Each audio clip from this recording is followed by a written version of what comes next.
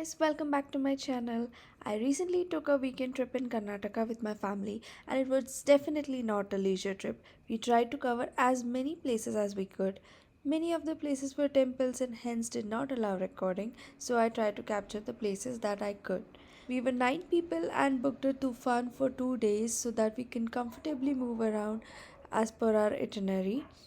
This was not the most planned trip. All we knew was that we wanted to go somewhere for the weekend. We only finalized the details just the day before the trip. Day 1, we went from Sissi to Mangalore. We wanted to reach Mangalore while covering in between spots. Usually, we would have booked some hotel, but this time we decided to stay at a relative's place for the night.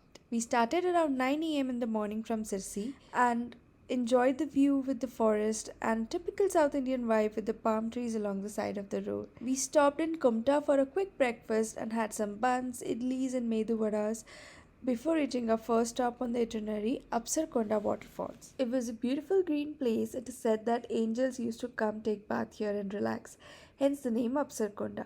The water is also said to have medicinal properties and hence we all took a sip of the directly falling water. Did it have any such properties? I'm not sure. However, it did feel like a cool thing to do. This place also had a garden where you can enjoy the nature and play some kid games. We had a lot of fun here. The garden had a beautiful path for walking, seesaw, swings and slides, and an amazing view from top. I loved the spinning swing and it was one of the most fun moments in the trip. We had some photo sessions and then we moved on to our next stop, that is Idgunji Temple. It is one of the famous temples in Karnataka and is visited by over millions of devotees each year. Unfortunately, we reached the place slightly late in the afternoon and the doors of the temple were closed. We did manage to see the temple from outside and the god through an open window. Then we had some soda at a stall nearby and I bought this bracelet as a souvenir. Then we went for lunch and I ordered a South Indian thali. Having South Indian thali in South India is a whole new level of food experience and it's not too heavy either. We also ordered a huge bottle of cold water as the temperature outside was crazy hot. And then we started out again and saw one of the most beautiful beaches I've ever seen, Marvante Beach. The view from the car was absolutely amazing with beach on one side and palm trees lined on other side of the road. We originally didn't plan to stop here, but few of us really wanted to see it up close and took a 15 minutes break to visit the beach. This beach definitely deserves a much longer stop. If you're planning to have a trip on this route, definitely plan to include this beach and try to reach here after 4. We reached during the peak sunny hour and it was very hot. But the view was totally worth it and the beach was very clean. The experience was amazing. Sadly, we had to go back only after a 15-minute stop as we had to reach the Panambur beach in Mangalore before sunset. And yes, we made it just in time for the sunset, and I did not expect this beach to be so clean and it had smooth white sand. There were not a lot of people, which was great for us. We were able to capture the beautiful sunset on camera. The water was soothing and the view was amazing. It felt too early to leave, but it was getting dark and we had to cover one more spot before wrapping up the day. We couldn't go to Mangalore and not go to Pabbas. So before moving to our next stop, we went to Pabbas for some ice cream. It had a huge queue and 20 minutes waiting, so I started looking into the bookstall right outside and bought 2 books because I simply can't resist book shopping even though I have a lot of 100 books at home. Then we ordered some delicious ice cream and cutlets and finally we reached our next stop, Kudroli Temple. I'm so glad we reached here in the evening because the view was breathtaking.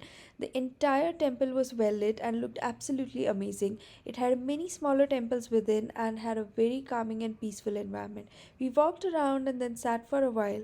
We then went out for dinner and wrapped up the day after finalizing our plans for the next day. We started our second day by visiting the Katil temple in Mangalore. Photography was not allowed in many of the temples that we visited. This temple also had an elephant who blessed the people with its trunk in exchange for fruits or a small donation. I also purchased a beautiful sari from the temple shop. We then had some coconut water before reaching our next destination, Thousand Pillars Temple in Modbidri. This was a quick stop. We saw the pillars and the Tirthankara statue before heading for lunch. If I had to plan the trip again, I would have skipped this place. Our next stop after lunch was Gomteshwara. This is the second tallest statue of Bahubali in the world after Shravan Belgola. It's a climb of less than 200 steps before reaching the top. The The statue stands about 42 feet tall, and the view from the top totally makes up for the steps. After looking around, we got into taking some family pictures together. Then we moved on to our next stop, Sringeri.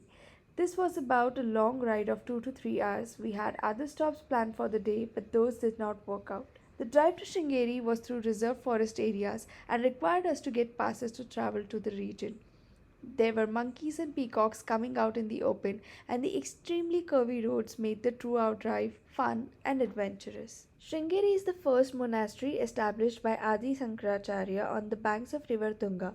The entry was through a market area which looked very tempting, but we decided to visit the temple first and then look at the shops. The temple entrance was so colorful and beautifully constructed. Once inside, we went down the stairs to the river Tunga to wash our hands. Then we saw all the temples around and finally left for home. On the way, we had our dinner and pan. We reached back around 12:30 a.m. and were too tired to do anything else. If you have any questions about the itinerary, do put them in the comments and I'll try to answer them. See you in the next video.